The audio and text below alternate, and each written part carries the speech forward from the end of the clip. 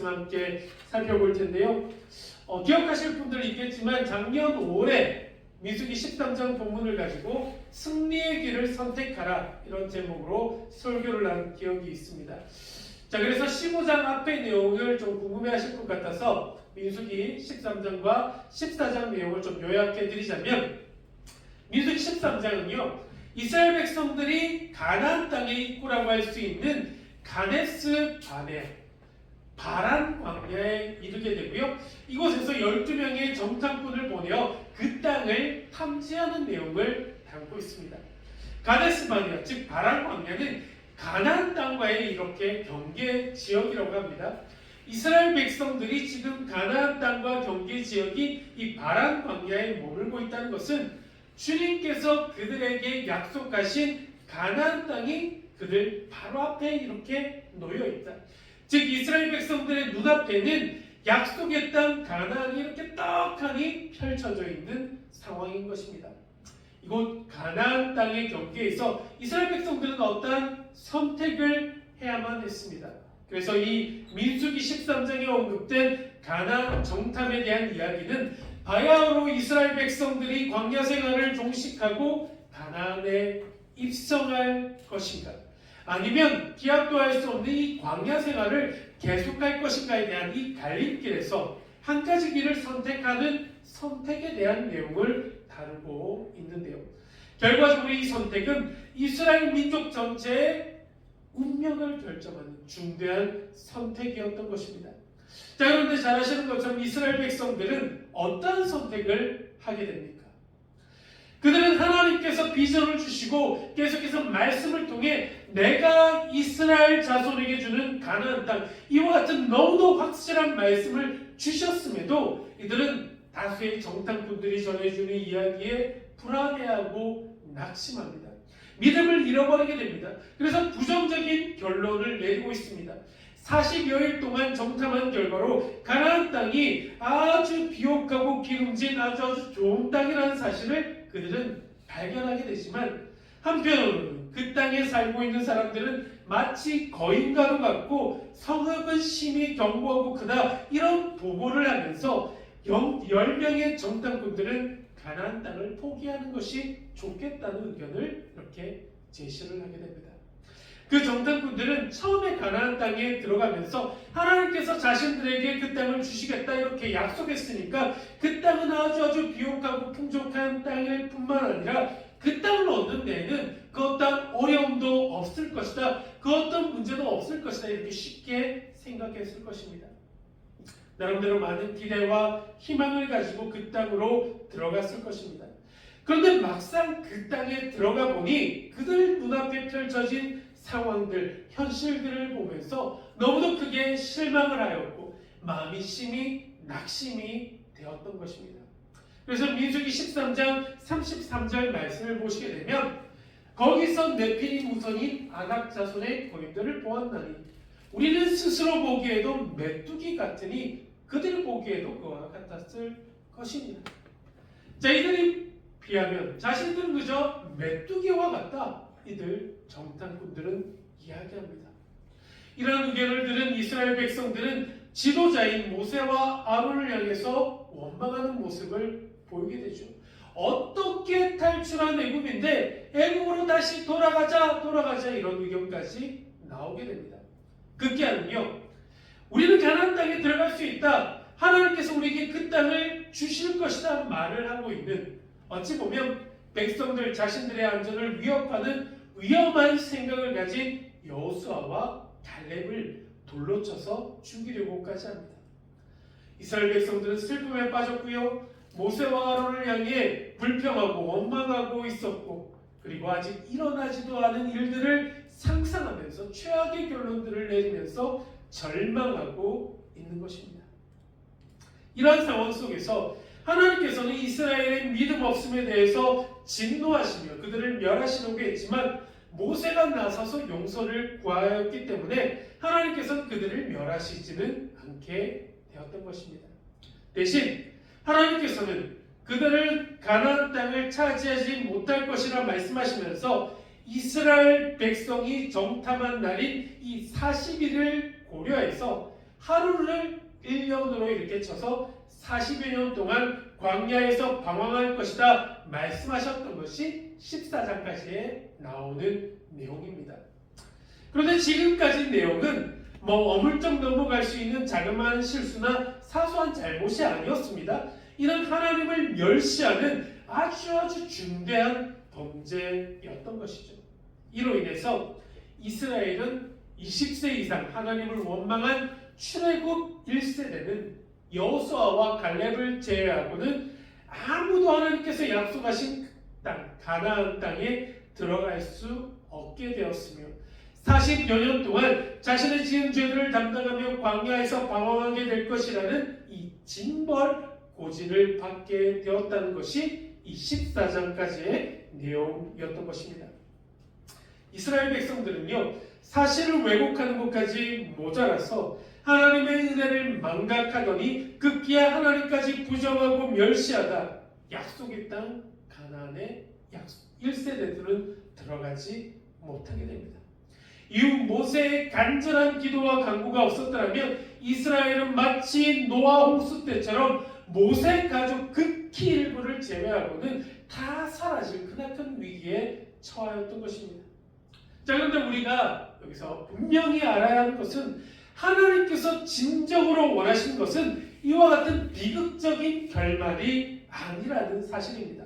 하나님께서는 출애굽 다음 세대가, 그러니까 광야에서 방황하다가 죽게 될 출애굽 1세대가 아닌 출애굽 2세대가 이 비극적인 결말을 맞이할 1세대를 바라보며 극단적 절망에 빠지지 않도록 놀라운 반전과 희망의 메시지 역시 선언하고 있기 때문일 것입니다. 자, 그래서 오늘 함께 살펴보고 있는 이 민수기 15장에 나오는 제사법에 관한 이야기들은 지겨운 율법과 제사에 대한 이 내용의 반복이 아니라 오히려 이스라엘 백성들을 향한 하나님의 희망의 선언이다 말할 수 있다는 것입니다. 오늘 본문은 사랑 그 자체이신 하나님의 마음, 아브라함과 맺은 그 언약을 결국 신실하게 지키시고 이행하시겠다는 하나님의 마음이 고스란히 드러나고 있습니다. 그렇게 오늘 우리도 말씀을 통해 이스라엘 백성들을 향하신, 그리고 우리 모두를 향하신 하나님의 마음이 어떠한 것인지를 정확하게 알아가는 것이 중요하지 않겠습니까? 믿음의 길을 걸어가고 있는 우리가 날마다 기억해야 하는 하나님, 결코 잊지 말아야 하는 하나님 아버지의 마음은 어떠한 것일까요?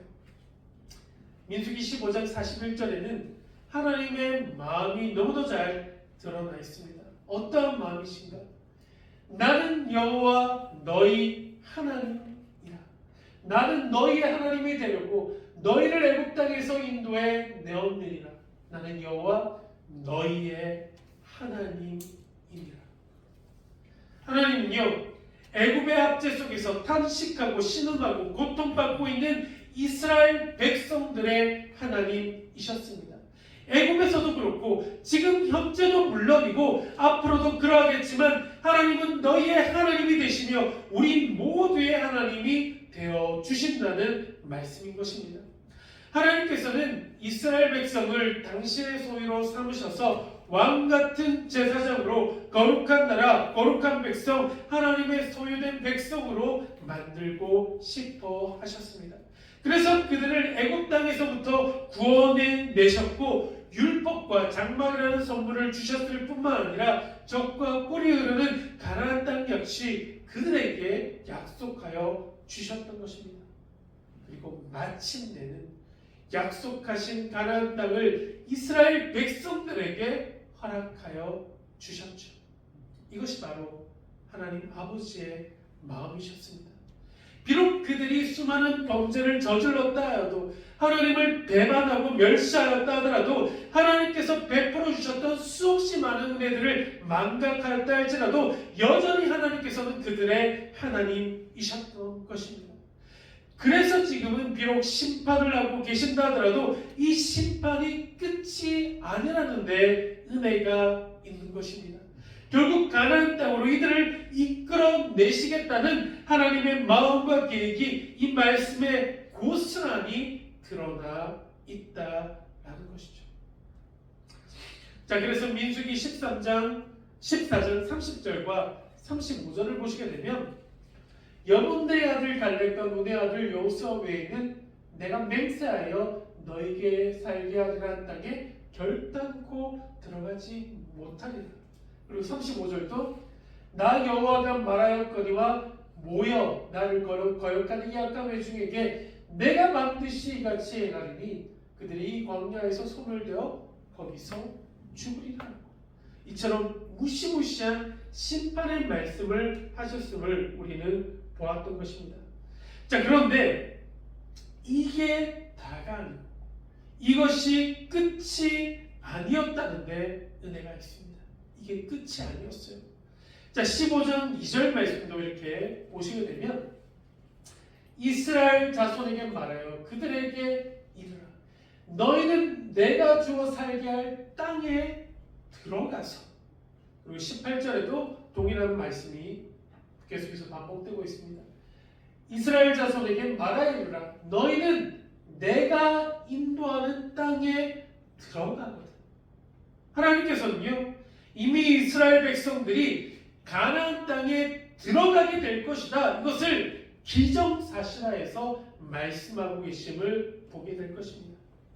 이는 20세 이상 하나님을 원망한 자들이 40여 년 동안 광야에서 방황하다 소멸될 것에 대한 슬픔의 소식 가운데 한 줄기 빛과 같은 말씀, 소망이 되는 말씀인 것입니다. 희망이 되는 말씀이자 하나님의 긍휼과 자비와 사랑의 마음이 너무도 잘 담긴 말씀이라고 할 수 있다는 것이죠. 이것이 바로 하나님 아버지의 마음입니다. 하나님의 의지이며 하나님의 계획입니다. 지금은 이스라엘 백성들이 자신들이 지은 죄로 인하여 하나님을 멸시하고 부정한 대가로 심판과 재앙을 받고 있지만 지금 이스라엘이 당하고 있는 재앙이 끝이 아니라 심판이 끝이 아니다라는 것을 우리 모두는 알아야만 한다는 것이죠. 결국은 하나님께서 이스라엘 백성들에게 말씀하신 것과 같이 가나안 땅으로 그들을 인도하여 주셨음을 여러분들 바라보시기를 소원합니다. 이스라엘의 하나님 그리고 우리 모두의 하나님은 계획하시고 약속하신 것을 신실하게 지키시고 이루어 가시는 분이심을 우리 모두도 믿음으로 바라보아야만 한다는 것이죠. 이런 이해를 바탕으로 오늘 본문인 15장을 이렇게 쭉 보시게 된다면 14장의 내용과는 완전히 다른 분위기라는 것을 단번에 알아볼 수 있게 됩니다. 14장은요 반역과 불신, 하나님의 진노에 대한 그야말로 이스라엘의 위기였다고 한다면 15장에서는 뜬금없이 제사법에 대해서 기록하고 있음을 보게 되게 그렇습니다. 하나님께서 모세에게 말씀해 주신 제사법은 소제와 거제 그리고 속죄제에 대한 규례였습니다. 자, 그러면 왜 이 타이밍에 하나님께서는 제사에 대해서 말씀해 주시고 계신 것일까요? 하나님께서는 이스라엘 백성들이 반역한 죄로 인해서 진노하시며 이로 인해서 당하게 될 광야 생활의 한 시점에서 왜 갑자기 뜬금없이 제사법에 대해서 이야기하고 계신가 하는 질문입니다. 자, 여기에는 몇 가지 의미가 있다고 할 수 있을 텐데요. 오늘 이것을 세 가지로 함께 살펴보도록 하겠습니다. 왜 제사? 어쩌보면 예배라고 할 수 있겠죠? 예배에 대한 이야기를 하고 계신가? 첫 번째로 본문에서 기록하고 있는 이 제사법이 가지고 있는 진정한 의미는 내가 이스라엘을 회복시킬 것이다. 회복을 이루어내시는 하나님에 대해서 우리 모두에게 가르쳐주고 있다 할 수 있습니다. 내가 이스라엘을 회복시킬 것이다. 회복을 이루어내시는 하나님의 은혜가 이 제사법에 담긴 진정한 의미라는 것입니다. 회복을 이루어내시는 하나님의 은혜. 자, 지금 이스라엘 백성들의 모습을 한번 생각해 보셨으면 좋겠습니다. 그들은 하나님을 멸시했고요. 하나님을 부정했습니다. 그들의 지금까지의 모습은 하나님을 향기롭게 하지 못했습니다. 그들의 행동, 그들의 말, 그들의 모습에는 하나님을 향기롭게 하지 못하고 향기가 아니라 악취가 났습니다. 그러나 하나님께서는 모세를 통해 그들에게 말씀하시고 계십니다. 자, 15장 3절 말씀은 이렇게 기록되어 있어요. 여호와께 화제나 번제나 성원을 갚는 제사나 낙헌제나 정한 절기에 소와 양을 여호와께 향기롭게 드릴 때, 이렇게 기록하고 있습니다. 그들은 하나님을 향기롭게 하지 못한 삶을 이제껏 살았지만 하나님께서는 이스라엘이 다시금 하나님께 향기로운 제사를 드리기를 기다리시고 계신 것입니다. 죄를 지었다면 그 지은 죄를 반드시 회개해야 하지 않겠습니까? 죄로 인해 내가 죽어야 할 그 자리에 구약시대에는 소, 양, 염소가 대신 죽는 제사를 통해 내가 다시금 회복됩니다. 용서함을 받게 됩니다. 또한 하나님께 나의 헌신과 감사를 드리는 것이 바로 이 제사, 지금 말로 하면 예배라고 할 수 있겠죠. 그래서 이처럼 제사를 다른 말로 하자면 관계를 회복하는 것이라 할 수 있습니다. 하나님은 이스라엘이 이제라도 향기롭게 제사를 드리기를 원하시고 계시는데, 이는 하나님과 이스라엘의 죄로 인해 막혀있던 관계 회복의 문이 열리기 시작한 것이라 할 수 있습니다. 자, 이제 오늘 본문은 제사법 중에서도 특별히 속죄제에 대해서 말씀해 주시고 계심을 보게 됩니다. 부지중이나 실수로 지은 죄, 그리고 고의적으로 죄를 지었을 때 공동체나 개인이 행해야 할 규례에 대해서 이렇게 말씀해 주고 있는 본문의 내용입니다. 특별히 우리가 좀 주목해야 할 것은 두 가지 상황, 즉 부지중에 지은 죄, 인지하지 못하고 지은 죄를 말합니다. 그리고 고의로 범한 죄, 이 둘은 다르게 바라보았다는 점일 것입니다.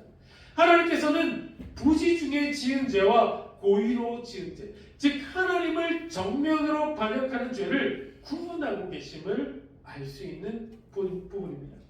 자, 먼저 22절에서 26절을 이렇게 쭉 한번 이렇게 보시게 되면, 회중이, 즉 공동체가 부지중에 죄를 지었을 때 어떻게 해야 하는지에 대해서 기록하고 있습니다. 22절에서 26절까지 쭉 이렇게 넘겨주시죠. 자, 이렇게 되어 있습니다. 이렇게 하라고 되어 있죠. 자, 회중이, 그러니까 공동체가 부지중에 범죄하였을 때 그 제사 방법은요, 수송아지 한 마리를 화제로 드리고, 굉장히 좀 사이즈가 크죠? 송아지 한 마리니까 규례대로 소제와 전제를, 그리고 순념소 한 마리를 속죄제로 드리는 것입니다. 죄를 씻는 것, 깨끗하게 하는 것이 속죄제죠. 자, 그렇지만 실제 제사는 이 속죄제가 먼저 드려졌다고 알려져 있습니다. 속죄제가 먼저 드려졌어요. 무엇보다 제사를 드리기 위해서는 죄의 용서함이 가장 시급하게 처리되어야 했기 때문일 것입니다. 이 말씀을 기록하고 있는 이유는 우연히 혹은 실수로 죄를 지었다 할지라도 몰랐다고 해서 공동체가 저지른 죄가 정당화될 수 없음을 말씀해 주고 있는 것입니다. 공동체가 지은 이 죄를 깨끗하게 청산하고자 하는 마음으로 하나님께 속죄 제사를 드림으로 말미암아 속죄함을 받고 재발 방지를 약속해야 하지만 이 공동체가 건강한 공동체로 다시 설 수 있기 때문입니다. 이 공동체에 대한 속죄 제사에 대한 규례는 하나님께서는 죄에 대해서 엄격한 분이신과 동시에 공동체가 새로운 삶을 시작할 수 있도록 속죄의 길, 회복의 길 또한 열어주신다는 것을 알 수 있는 것이죠. 자, 그리고 공동체가 아닌 개인이 부지중에 범죄했을 때의 제사 방법은 27절에서 29절까지 기록되어 있습니다. 이렇게 한번 띄워줘 보시죠. 27절에서 1년 된 암염소, 그리고 이렇게 29절까지. 네. 자, 개인이 부지중에 범죄했을 때는 암염소 한 마리를 속죄제로 드리는 것입니다.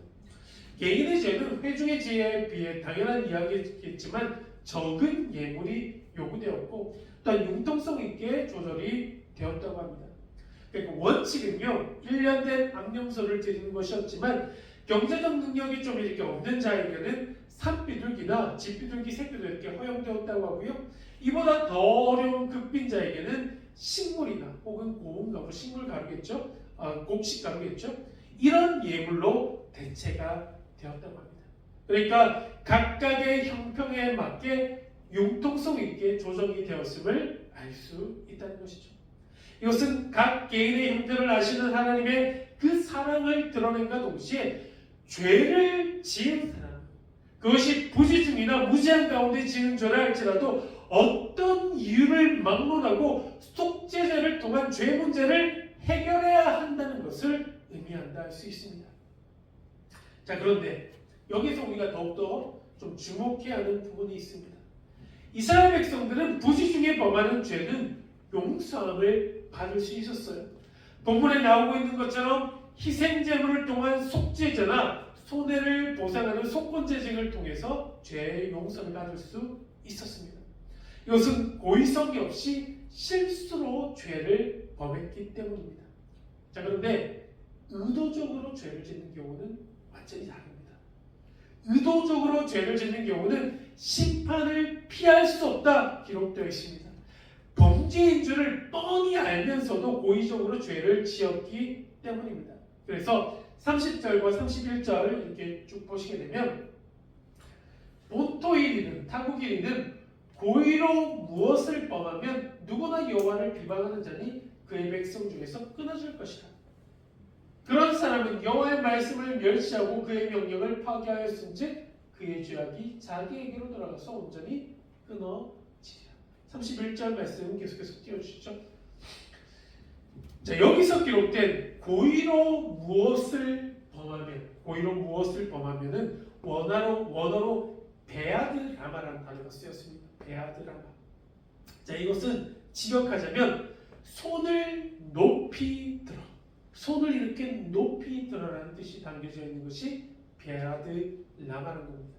이것은 의지적이고 공개적으로 하나님의 뜻과 권위에 적극적으로 대항하는 이와 같은 행동을 의미한다 할 수 있습니다.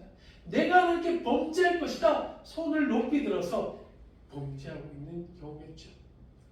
자, 이렇게 의도적으로 죄를 짓는 경우는 어떻게 된다 말씀하고 있습니까? 이런 경우는 백성 중에서 끊어지고 죄악이 자기에게로 돌아가서 온전히 끊어지리라 말씀하고 있습니다. 끊어졌다는 것은 단순히 공동체에서 파문당했다 이런 말이 아니고요. 의도적으로 고의적으로 지은 죄에 대한 대가로 죽음을 면치 못할 것이다 이런 의미입니다. 자, 이스라엘 백성들에게 있어서 고의로 죄를 짓는 이 죄의 기준이 있습니다.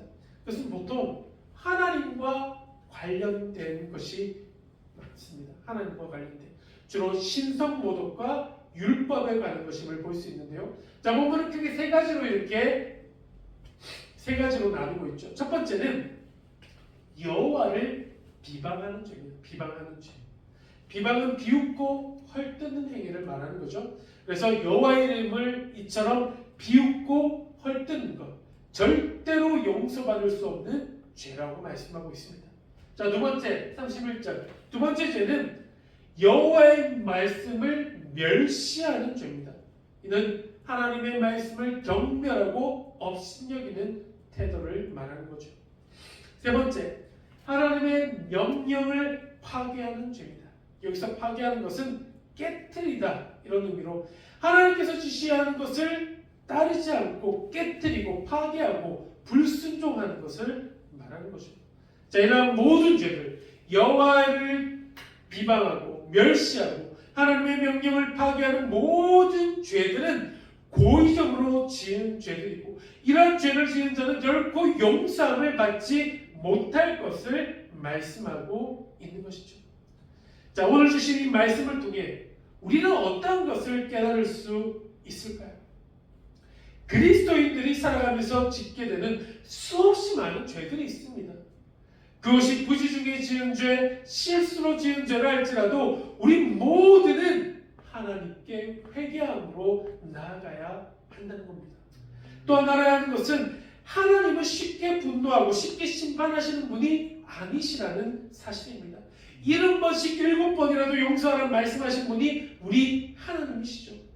그리고 그렇게 수없이 많은 죄를 지었다 하더라도 우리가 회개함으로 나아갈 때 반드시 용서하시고 회복시켜 주시는 분이 우리 하나님이시라는 것을 깨닫는 은혜가 있게 되기를 소원합니다. 용서하시며 동시에 회복시키는 것이 우리를 향한 하나님 아버지의 마음이라 할 수 있다는 것이죠. 우리 그리스도인들은 죄를 범하지 않는 것도 중요하지만 죄를 지었을 때 주저하지 않고 하나님께 나아가 회개하는 것이 너무도 중요하다는 것을 잊지 말아야 합니다. 하지만 하나님께서 우리 모두에게 진정으로 말씀하시고자 하는 것은 우리가 결코 짓지 말아야 하는 죄에 관한 것이라 할 수 있습니다. 어떤 죄를 짓지 말아야 한다 말씀하고 있습니까? 고의로 죄를 짓지 말아야 한다 말씀하시고 계십니다. 고의로 여호와를 비방하고 고의로 여호와를 말씀을 멸시하고 고의로 여호와 하나님의 명령을 파괴하는 이 같은 죄를 결단코 짓지 말아야 한다 말씀하고 계십니다.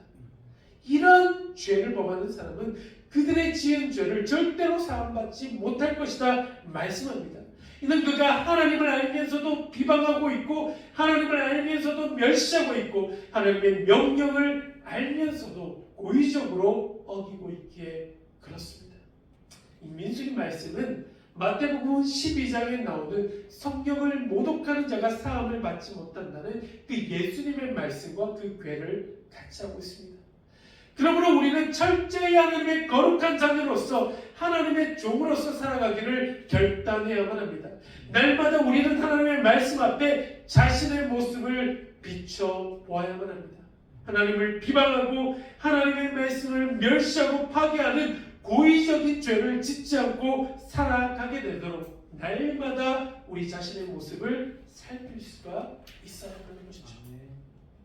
첫 번째로 오늘 하나님께서 제사법에 대해서 우리에게 말씀해 주시고 있는 이유는 진정한 의미, 죄를 지은 자 하나님께 나와 회개해야 한다. 하나님께 나와 회개하면 하나님께서 회복시켜 주실 것이다. 회복의 은혜를 주시는 하나님의 은혜에 대해서 말씀해 주고 있다는 것이죠.